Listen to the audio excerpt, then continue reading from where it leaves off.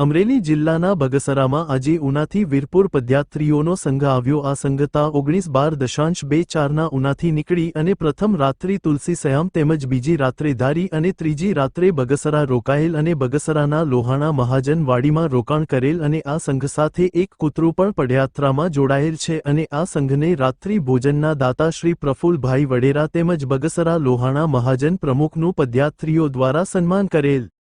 અમરેલી જિલ્લાના બગસરામાં આજે ઉનાથી વીરપુર પદયાત્રીઓનો સંઘ આવ્યો। આ સંઘતા 19-12.24ના ઉનાથી નીકળી અને પ્રથમ રાત્રિ તુલસી સયામ તેમજ બીજી રાત્રે ધારી અને ત્રીજી રાત્રે બગસરા રોકાયેલ અને બગસરાના લોહાણા મહાજન વાડીમાં રોકાણ કરેલ અને આ સંઘ સાથે એક કૂતરું પણ પદયાત્રામાં જોડાયેલ છે અને આ સંઘને રાત્રિ ભોજનના દાતા શ્રી પ્રફુલભાઈ વડેરા તેમજ બગસરા લોહાણા મહાજન પ્રમુખનું પદયાત્રીઓ દ્વારા સન્માન કરેલ।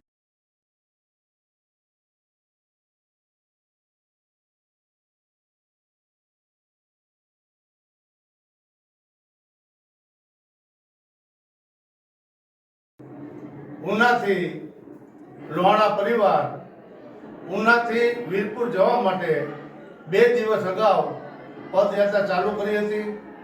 આજ રોજ બગસરા મુકામે લોહાણા માજનવાડીમાં ભાઈઓ અને બહેનો મળી કુલ 95 વ્યક્તિ અહીંયા વિશ્રામ માટે તેમજ ભોજન માટે રાત રોકાયેલ છે।